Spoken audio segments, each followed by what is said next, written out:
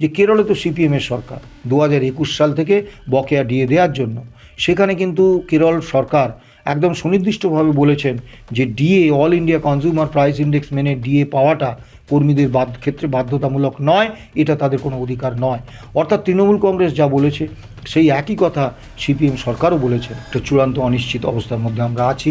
এখন আমাদের ধারণা যে ওই মামলায় কর্মচারী পক্ষেই রায় হবে, এটা আমাদের ধারণা। 40% ডিএতে পেছিয়ে সারা ভারতবর্ষের সব থেকে কম ডিএ দিচ্ছে মমতা ব্যানার্জির সরকার। যে সরকার ডিএ দিতে পারে না সেই সরকারের ক্ষমতায় থাকার কোনো অধিকার নেই। এটা কিন্তু মমতা ব্যানার্জির উক্তি নয়, এটা জ্যোতি বসু বলেছিলেন তৎকালীন কংগ্রেস সরকারের বিরুদ্ধে। এই রাজ্য সরকারি কর্মচারী যে ফেডারেশন, এরা একেবারে প্রশাসন খুল্লা এদের নির্দেশ দিয়ে দিয়েছে, এদের অধিকার দিয়ে দিয়েছে কর্মচারীদের সর্বনাশ করার, এবং তারা সেটা করছেন। একটা আতঙ্কের পরিবেশ তৈরি করেছেন। কর্মচারীদের উপর সন্ত্রাস নামিয়ে আনতেন না। একটা কথা আছে, ন্যাড়া কবার বেলতলায় যায়, কিন্তু আমরা দেখছি ন্যাড়া বারবার বেলতলায় যায়। যে আদালত কিন্তু কোনো কর্মচারী আন্দোলনের শেষ ভরসা হতে পারে না। নামমাত্র বেতনে কাউকে 3,000, কাউকে 4,000, কাউকে 5,000, কাউকে 10,000 টাকা বেতন দিয়ে কোনো রকম সামাজিক সুরক্ষা না দিয়ে তাদেরকে কৃতদাসের মতো খাটিয়ে নিচ্ছেন এই কর্মসংস্থানহীনতার সুযোগে। তো এই সবের বিরুদ্ধে ব্যাপক আন্দোলন গড়ে তুলতে হবে। কারখানার আন্দোলন কারখানার গেটে করতে হয়। কাজে আমি কর্মচারীদের বলবো যে আপনারা আপনাদের দলীয় রাজনৈতিক আনুগত্যটা পেশার সঙ্গে গুলিয়ে ফেলবেন না। মমতা বন্দ্যোপাধ্যায় একদা বলেছিলেন যে ডিএ সরকারি কর্মীদের কোনো অধিকার নয়। এবার কেরল সরকার তো সেই পথে হাঁটছে, সেই একই স্টেটমেন্ট দিচ্ছে। পশ্চিমবঙ্গে ডিএর অবস্থা কোথায় স্যার? দেখুন, পশ্চিমবাংলায় ডিএর দুটো বিষয় আছে। একটা হচ্ছে আমরা যে মামলাটা করেছি confederation of state government employees and others versus state of West Bengal and others, সেই মামলার শুনানি হয়ে গেছে, রিটেন সাবমিশনও জমা দেওয়া হয়ে গেছে সেপ্টেম্বর মাসের মধ্যে। অক্টোবর, নভেম্বর, ডিসেম্বর, জানুয়ারি মাস প্রায় শেষ হতে চললো।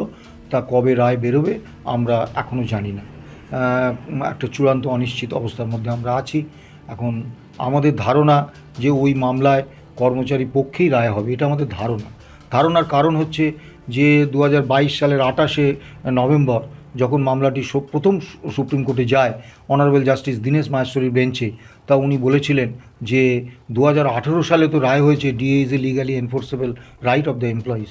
তা সেই রায়ের বিরুদ্ধে রাজ্য সরকার তো কোনো এসএলপি দাখিল করেননি, উল্টে কলকাতা হাইকোর্টে ওই রায়ের প্রেক্ষিতে রিভিউ পিটিশন করেছেন। তার মানে রায়টাকে তো একটা লিগ্যালিটি দিয়ে দিয়েছেন, রায়টা তো মেনে নিয়েছেন। তা আজকে এত বছর পরে তার বিরুদ্ধে এসএলপি কেন? আবার গত 5, 6, 4, 5, 6, 7ই আগস্ট যে ম্যারাথন শুনানি অনারেবল জাস্টিস সঞ্জয় কারোল এবং অনারেবল জাস্টিস পিকে মিশ্র করেছেন, সেখানে কিন্তু বারবারই তারা বলেছেন যে ডিএ লিগ্যাল রাইট, এবং বারবার কিন্তু তারা বলেছেন যে 18 সালের রায়ের বিরুদ্ধে কোনো কিছু হয়নি। এবং তারা যে অবজারভেশন দিয়েছেন সেখানে আমরা দেখেছি তারা রাজ্য সরকারের প্রত্যেকটা বক্তব্য সরাসরি তারা বাতিল করে দিয়েছেন, খারিজ করে দিয়েছেন, এবং আমাদের আইনজীবীদের বক্তব্য তারা কিন্তু গ্রহণ করেছেন, সহমত হয়েছেন।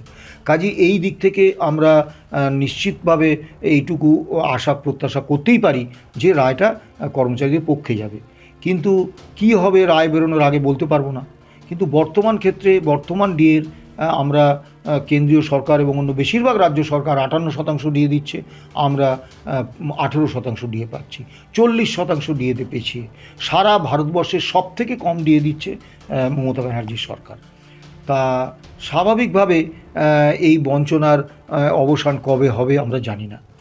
এখন মুশকিল হচ্ছে যে আমাদের সরকারি কর্মচারীদের মধ্যে একটা অংশ বরাবরই বিভিন্ন রাজনৈতিক দলের সঙ্গে যুক্ত থাকেন, সংশ্লিষ্ট থাকেন, সেই রাজনৈতিক দলের স্বার্থ দেখেন।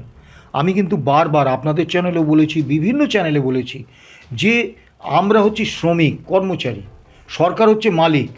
যে শাসকই সরকারে আসুক তাদের মূল চরিত্রটা হচ্ছে তারা মালিক। দেখুন, বামফ্রন্টের 34 বছর আমলে আমরা একটা দিনও কিন্তু কেন্দ্রীয় হারে বা all India consumer price index মেনে ডিএ পাইনি। আমরা সেই হারটা তারা বজায় রেখেছেন, মুখে বলেছেন যে অল ইন্ডিয়া কনজিউমার প্রাইস ইন্ডেক্সকে আমরা মেনে নিয়েছি, কিন্তু ডিএ দেওয়ার সময় কোনোটা 11 মাস, কোনোটা 16 মাস, কোনোটা 25 মাস, কোনোটা 30 মাস, কোনোটা 50 মাস পরে দিয়েছেন।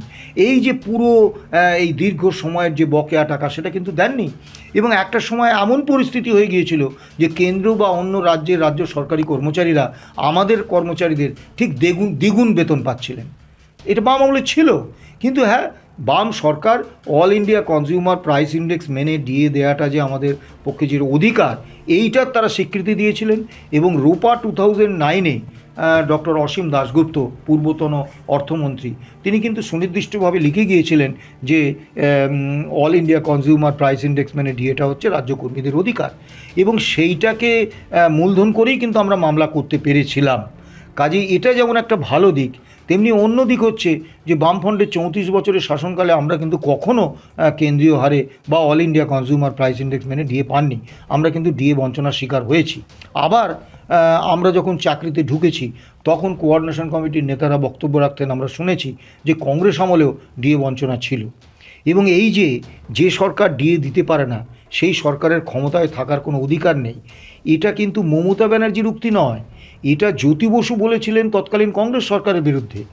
মমতা ব্যানার্জি তো সব কিছু চুরি করেন, তা তিনি চুরি করে নিয়ে এই উদ্ধৃতিটা নিজের নামে চালিয়ে দিয়েছিলেন।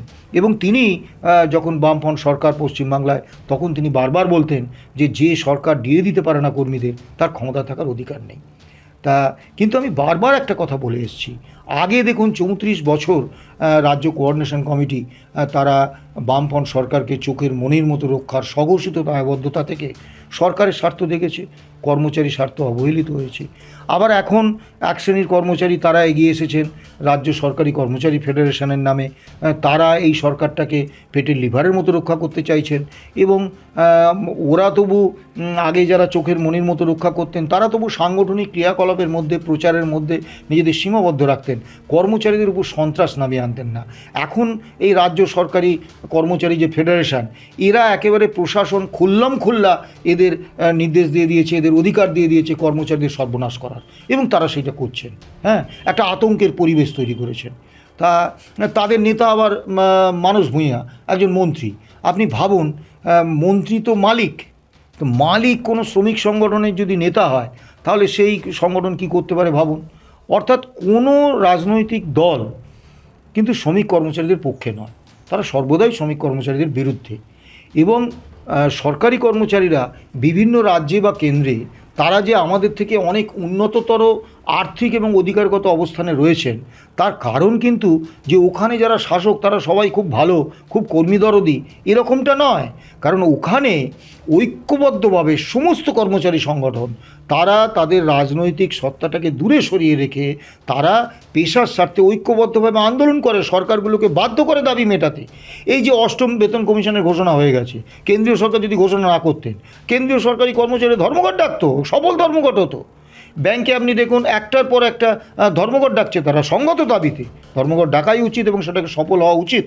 কিন্তু মুশকিল হচ্ছে, কারণ ব্যাংক যেভাবে বেসরকারিকরণ করে দিচ্ছে, হ্যাঁ, আপনার টাকাটা বেসরকারি হাতে তুলে দিচ্ছে, তার বিরুদ্ধে প্রতিবাদ করার দরকার আছে। কিন্তু আমি বলছি সেখানে কিন্তু এই অস্ত্রটা তাদের আছে, তারা ঐক্যবদ্ধভাবে লড়াইটা করেন। কিন্তু পশ্চিমবাংলায় দুর্ভাগ্য, আগে একদল বলতেন যে ওটা তাদের চোখের মণি সরকার, এখন একদল বলছেন পেটের লিভারের মতো সরকার, যার ফলে কর্মচারীরা ঐক্যবদ্ধ কর্মী পক্ষ হিসেবে সরকারের কাছে দাবি দেওয়া তুলে ধরতে পারছে না, সরকারকে বাধ্য করতে পারছে না। আবার খুব দুর্ভাগ্যের বিষয়, একটা কথা আছে, ন্যাড়া কবার বেলতলায় যায়, কিন্তু আমরা দেখছি ন্যাড়া বারবার বেলতলায় যায়। মমতা ব্যানার্জি যখন বিরোধী নেত্রী, সরকারি কর্মচারীরা তার কথায় বিশ্বাস করেছিলেন, বিশ্বাস করে তাকে ক্ষমতায় এনেছিলেন, যে তিনি ওই টিভিতে রোজ সন্ধেবেলা বসতেন, কান্নাকাটি করতেন, এই রাজ্য কর্মীদের একবারে তিনি ক্ষমতায় এলে একদম সব স্বপ্ন মিটিয়ে দেবেন, তারা একেবারে স্বর্গের রাজত্বে বাস করবেন। তা এই মমতা ব্যানার্জির এই মিথ্যা প্রতিশ্রুতিতে বিশ্বাস করে সরকারি কর্মচারীরা সপরিবারে তাকে ভোট দিয়েছেন, তাকে ক্ষমতায় এনেছেন। তা কিন্তু এই দীর্ঘ যে 11 থেকে আজকে 2025 মমতা ব্যানার্জির ভূমিকায় তারা দেখেছেন যে রাজনৈতিক নেতারা প্রতিশ্রুতি দেন, কিন্তু সরকারে এলে সেই প্রতিশ্রুতি পালন করেন না। কিন্তু ন্যাড়া আবার বেলতলা যাচ্ছে। আমাদের মধ্যে এক শ্রেণীর কর্মচারী এখন বলছেন যে এই সরকারটা পাল্টে যদি বিজেপির সরকার আনা যায় তাহলে ডিএর দাবিটা মিটবে। আবার কেউ বলছেন না, বিজেপি নয়, যদি বাম কংগ্রেসের সরকার আসে তাহলে ডিএর দাবিটা মিটবে। এখন কেরলে সরকারের এই অবস্থান কিন্তু তাদের সামনে আবার একবার ভাবার সুযোগ করে দিয়েছে যে কেরলে তো সিপিএমের সরকার, এবং সেখানে ইউনিভার্সিটি কর্মীদের একটা অংশ, অশিক্ষক কর্মীদের একটা অংশ তারা মামলা করেছিলেন 2021 সাল থেকে বকেয়া ডিএ দেওয়ার জন্য। সেখানে কিন্তু কেরল সরকার একদম সুনির্দিষ্টভাবে বলেছেন যে DA all India consumer price index মেনে ডিএ পাওয়াটা কর্মীদের ক্ষেত্রে বাধ্যতামূলক নয়, এটা তাদের কোনো অধিকার নয়। অর্থাৎ তৃণমূল কংগ্রেস যা বলেছে সেই একই কথা সিপিএম সরকারও বলেছেন। এবং আপনারা দেখবেন যে কেন্দ্রের বিজেপি সরকার কোভিডকে অজুহাত করে 3 কিস্তি ডিয়ারনেস অ্যালাউন্সের টাকা কিন্তু কেন্দ্রীয় সরকারি কর্মচারীদের দেননি। তারপরে সেই ডিএটা অ্যাডজাস্ট করে দিয়েছেন, কিন্তু ওই সময়টা দেননি। তাই এই না দেওয়ার জন্য তারা কিন্তু কোনো কর্মচারী সংগঠনের অনুমোদন নেননি। অর্থাৎ তারাও কিন্তু এইটা প্রতিষ্ঠা করতে চেয়েছেন কেন্দ্রীয় সরকার যে ডিএটা কোনো কম্পালসার নয় সরকারের পক্ষে, এটা কর্মীদের কোনো অধিকার নয়। কিন্তু আমরা একটা নতুন ইতিহাস তৈরি করেছি। মহামান্য কলকাতা হাইকোর্ট এবং স্যাট 6টা রায় দিয়েছে। তাতে প্রথম 2018 সালের রায় অত্যন্ত সুনির্দিষ্টভাবে বলেছে DA is a legally enforceable right of the employees, এবং 2022 সালের 20 মের রায় 2020 মের রায় তারা বলেছেন যে DA is a legally enforceable fundamental right of the employees. কাজেই এই সুনির্দিষ্টভাবে ডিএ যে all India consumer price index মেনে ডিএ পাওয়াটা যে অধিকার, আমরা এটা অলরেডি প্রতিষ্ঠা করে দিয়েছি। এবং সুপ্রিম কোর্ট যেহেতু এই কথা বলেছেন যে 2018 রায়ের বিরুদ্ধে তো কোনো এসএলপি হয়নি, সেটা তো লিগ্যালিটি দিয়ে দিয়েছেন। যে রায় লিগ্যালিটি পেয়ে গেছে তার সে রায় তো আর খারিজ করা যায় না। কাজেই সুপ্রিম কোর্ট যে রায়ই দিউক, DA is a legally enforceable right of the employees, এইটা কিন্তু সুপ্রিম কোর্ট খারিজ করতে পারবে না। কাজেই এটা আমাদের থাকছে। আমাদের খুব বেশি হলে ওই ফান্ডামেন্টাল রাইট যেটা বলেছে 2020 সালে, এটা হয়তো কম্প্রোমাইজ করলে হতে পারে, করব, তাতে সমস্যা কোথায়। তবে দুর্ভাগ্য যে সুপ্রিম কোর্টেও বিভিন্ন চাপ হয়তো আছে, আমি জানি না। এবং একটা জিনিস তো আমরা দেখেছি যে সুপ্রিম কোর্টে 2022 সালের 28শে নভেম্বর থেকে দিনের পর দিন অনারেবল জাস্টিস দীনেশ মাহেশ্বরীর বেঞ্চ, অনারেবল জাস্টিস ওই আরেকজন বিচারপতির নামটা ভুলে যাচ্ছি, তাদের বেঞ্চ, তারা তো মামলাটা শোনেননি, দিনের পর দিন ডেট দিয়ে গেছেন। এবং এটা তো একটা যুক্তি হতে পারে না যে আমি একটা গুরুত্বপূর্ণ মামলা, সেই মামলায় মহামান্য সুপ্রিম কোর্টে আমরা এত রাস্তা অতিক্রম করে যাচ্ছি, তো সেখানে গিয়ে তারা মামলাটা শুনবেন না, এটা তো কোনো যুক্তি হতে পারে না। তাহলে এটা আমাদের অনুমান করে নিতে কোনো কষ্ট হয় না যে ওই 2 বিচারপতির নিশ্চয়ই এমন কোনো কম্পালশন ছিল, বা তারা এমন কোনোভাবে প্রভাবিত হয়েছিলেন যে এই মামলাটা তারা শুনানি করতে চাননি। এটা সহজ কথা, এটা নিয়ে কোনো বিতর্ক নেই। আবার অনারেবল জাস্টিস দীপঙ্কর দত্ত, তিনি তার বেঞ্চে একদিন মামলা গেল, তা তিনি বললেন যে সোশ্যাল মিডিয়ায় কে নাকি কী লিখেছে, কোন নেতা নাকি কি বলেছে, তিনি মামলা শুনবেন না। তখন এটা খুব বাজে, একেবারে লেম এক্সকিউজ। তা উনি যে কোনো কারণে হোক মমতা ব্যানার্জির বিরুদ্ধে কোনো রায় দিতে রাজি হননি, এইটাই হচ্ছে সোজাসাপটা কথা। সোশ্যাল মিডিয়ায় কে কী লিখবে তার ব্যক্তিগত ব্যাপার। তাহলে সোশ্যাল মিডিয়ায় যদি আজকে সুপ্রিম কোর্টের প্রত্যেকটা মামলার সম্পর্কে কিছু কথা লোকে লেখে, তাহলে সুপ্রিম কোর্টের মাননীয় বিচারপতিরা সব কটা মামলা শুনবেন না? তাহলে তো সুপ্রিম কোর্টে হাইকোর্টে কোনো মামলাই হবে না। কাজেই তারা শোনেননি। কিন্তু এই অনারেবল জাস্টিস সঞ্জয় কারোল এবং অনারেবল জাস্টিস পি কে মিশ্র অত্যন্ত গুরুত্ব দিয়ে মামলা শুনেছেন। কাজেই মামলার রায় হবে, আমরা এ ব্যাপারে চূড়ান্ত আশাবাদী, কিন্তু রায় বেরোচ্ছে না। আবার আরেকটা জিনিসও আমাদের মনে খচখচ করছে যে অনারেবল জাস্টিস সঞ্জয় কারোল এবং অনারেবল জাস্টিস সন্দীপ মেহতা যে ইন্টারিম অর্ডার 25% ডিএ দিয়ে দেওয়ার, সেইটা রাজ্য সরকার মানেননি। তার বিরুদ্ধে যে আমরা কন্টেম্পট অ্যাপ্লিকেশন করেছিলাম, সেই আদালত অবমাননার মামলা কিন্তু আজও পেন্ডিং, সেই মামলার শুনানি হয়নি। আমাদের কিন্তু প্রত্যাশা ছিল রাজ্য সরকার সরাসরি সুপ্রিম কোর্টের নির্দেশ অমান্য করছে, তাহলে কিন্তু সুপ্রিম কোর্ট একটা কঠোর ব্যবস্থা নেবে, একটা দৃষ্টান্তমূলক রায় দেবে, যাতে রাজ্য সরকার আগামী দিনে কোনো রাজ্য সরকার সুপ্রিম কোর্টের নির্দেশ অমান্য করতে সাহস না দেখায়। কিন্তু এবং এরকম উদাহরণ আছে, সুপ্রিম কোর্টে হাইকোর্টে এরকম উদাহরণ আছে, বিভিন্ন রাজ্যের চিফ সেক্রেটারি ফিনান্স সেক্রেটারিরা জেলে গেছেন, এরকম অজুহাত আছে, উদাহরণ আছে, কিন্তু আমাদের মামলাটার হিয়ারিংই হয়নি। কাজেই আমি কর্মচারীদেরকে একটা কথাই বলবো যে আদালত কিন্তু কোনো কর্মচারী আন্দোলনের শেষ ভরসা হতে পারে না। এই মামলাটা আমরা আদালতে করতে পেরেছিলাম কারণ ডক্টর অসীম দাশগুপ্ত তিনি এই সুনির্দিষ্ট বিষয়টা লিপিবদ্ধ করে গিয়েছিলেন সেই জন্য। এবং রোপা তৈরি হয় সংবিধানের 309 নম্বর ধারায়, এটা একটা কনস্টিটিউশনাল কমিটমেন্ট। আমরা শুধু কনস্টিটিউশনাল কমিটমেন্টটাকে মিট আপ করতে বলেছি। এখন 2019-এর রোপায় ডিএর কথাই নেই, কাজেই মামলা করার কোনো সুযোগ নেই। কাজেই মামলাটা বা আদালত কিন্তু কর্মচারীদের দাবি মেটানোর ক্ষেত্রে নয়। আজকে দেখুন 2012 সালের 10ই জানুয়ারি পুলিশ কর্মীদের ইউনিয়ন করার অধিকার চলে গেছে, অন্যান্য বিভিন্ন দপ্তরে ইউনিয়ন করার অধিকার কেড়ে নিয়েছেন, আমাদের সমস্ত অর্জিত ট্রেড ইউনিয়ন অধিকার কেড়ে নিয়েছেন। প্রতিহিংসামূলক বদলি, ডিটেলমেন্ট একটা ভয়াবহ আকার নিয়েছে। মিথ্যে মামলা, এসব বলার নেই। আজকে সরকারি কর্মচারীদের 2,64,000-এর মতো পদ শূন্য, শিক্ষক শিক্ষাকর্মী পুলিশ কর্মীদের রাজ্য পুলিশের 53,000 পদ শূন্য, আমাদের কলকাতা পুলিশের 10,340টা পদ শূন্য, কলকাতা কর্পোরেশনের 34,000 পদ শূন্য, আমাদের উচ্চ মাধ্যমিক স্তর পর্যন্ত শিক্ষক শিক্ষাকর্মীদের 3,98,290টা পদ শূন্য, উচ্চ মাধ্যমিক পরবর্তী স্তরে অনুমোদিত পদের 60% পদ শূন্য, পঞ্চায়েতগুলোতে 21,000 পদ শূন্য, তা বিভিন্ন আন্ডারটেকিংসে অনুমোদিত পদের 60 থেকে 70% পদ শূন্য, 7 লক্ষের বেশি শূন্য পদে কোনো নিয়োগ হচ্ছে না। এবং তাতে সমস্যা কী হচ্ছে, ধরুন 1980 সালে প্রতি 1 লক্ষ জনসংখ্যায় সরকারি কর্মচারী ছিলেন কর্মরত 668, আজকে প্রতি 1 লক্ষ জনসংখ্যায় 219 কর্মরত কর্মচারী।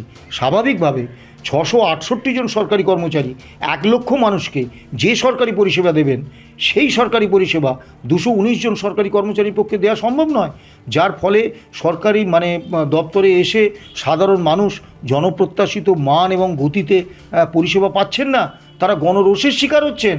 স্বাভাবিকভাবে আমি একজন সাধারণ মানুষ সরকারি দপ্তরে যাব, যদি কাজটা না পাই আমার তো রাগ হবে। গণরোষের বুকে সরকারি কর্মচারীদের ঠেলে দিচ্ছেন। এই বিপুল সংখ্যক শূন্য পদে নিয়োগের কোনো জায়গা নেই, এবং এই যে কর্মসংস্থানহীনতার একটা পরিকল্পিত সংকট তৈরি করে সাধারণ যুবকদের বাধ্য করছেন, শিক্ষিত যুবক যুবতীদের পঞ্চায়েত ট্যাক্স কালেক্টরদের 600 টাকা বেতন, মিড ডে মিল কর্মীদের 1,666 টাকা মাসে বেতন, জীবিকা সেবকরা আজকে 8 বছর বেতন পাচ্ছেন না, নামমাত্র বেতনে কাউকে 3,000, কাউকে 4,000, কাউকে 5,000, কাউকে 10,000 টাকা বেতন দিয়ে কোনো রকম সামাজিক সুরক্ষা না দিয়ে তাদেরকে কৃতদাসের মতো খাটিয়ে নিচ্ছেন এই কর্মসংস্থানহীনতার সুযোগে। তো এই সবের বিরুদ্ধে ব্যাপক আন্দোলন গড়ে তুলতে হবে। আমরা আমাদের 7ম রাজ্য বেতন কমিশন গঠন 20 বাউ জলে, কারণ যতক্ষণ না ডিএটা 58% হচ্ছে বেতন কমিশন গঠন করা যায় না, হবে না। অথচ কেন্দ্র এবং অন্যান্য রাজ্যের 8ম বেতন কমিশনের কাজ শুরু হয়ে গেছে, তারা 1 জানুয়ারি 2026 থেকে নয়া বেতনক্রম পাবেন, আমাদের থেকে বিপুল এগিয়ে যাবেন। তো এর বিরুদ্ধে আন্দোলনের দরকার আছে। আমি কর্মচারীদের কাছে একটা আবেদন করব আপনাদের এই চ্যানেলের মাধ্যমে, যে সম্পূর্ণ আদালত নির্ভর হয়ে থাকলে হবে না। আদালতে এইটা একদম ডক্টর দাশগুপ্ত তিনি নির্দিষ্টভাবে রেখে গিয়েছিলেন বলে আমরা মামলা করতে পেরেছিলাম, এবং আজকে মামলা জয়ের দ্বারপ্রান্তে দাঁড়িয়ে আছে। কিন্তু বাকি সমস্ত বিষয় সব কিছুতে কিন্তু আদালতে গেলে হবে না। আর একটা দাবি মেটার জন্য এই মামলা চলতে 10 বছরের বেশি সময় ধরে, তো একটা মামলার জন্য যদি একটা দাবি আদায় করতে যদি 10 বছর, 12 বছর, 15 বছর আদালতে কাটাতে হয়, এটা কি সম্ভব? কাজে আন্দোলন করতে হবে, এবং আন্দোলন সরকারি কর্মচারীদের আন্দোলন ওই সরকারি প্রশাসনের ভেতরে হবে, শিক্ষক শিক্ষাকর্মীদের আন্দোলন ওই ডিআই অফিসে, এসআই অফিসে হবে। এগুলো রাজপথে সরকারি কর্মচারী বা শিক্ষক শিক্ষাকর্মীদের আন্দোলন সরকারকে খুব একটা সমস্যায় ফেলে না। কারখানার আন্দোলন কারখানার গেটে করতে হয়। কাজে আমি কর্মচারীদের বলবো যে আপনারা আপনাদের দলীয় রাজনৈতিক আনুগত্যটা পেশার সঙ্গে গুলিয়ে ফেলবেন না। আপনারা ওই কাকে চোখের মণির মতো রক্ষা করতে হবে, কাকে পেটের লিভারের মতো রক্ষা করতে হবে, এই সব কর্মী বিরোধী ভাবনা ফেলে ঐক্যবদ্ধভাবে অন্যান্য রাজ্য কেন্দ্রীয় সরকারের কর্মচারীরা, ব্যাংক, এলআইসি, জিআইসি, এনআইসি, রেলের কর্মচারীরা যেভাবে পেশার স্বার্থে ঐক্যবদ্ধভাবে লড়াই করে, সেই লড়াইটা করুন, তাহলেই দাবি মিটবে, নাহলে কিন্তু দাবি মিটবে না।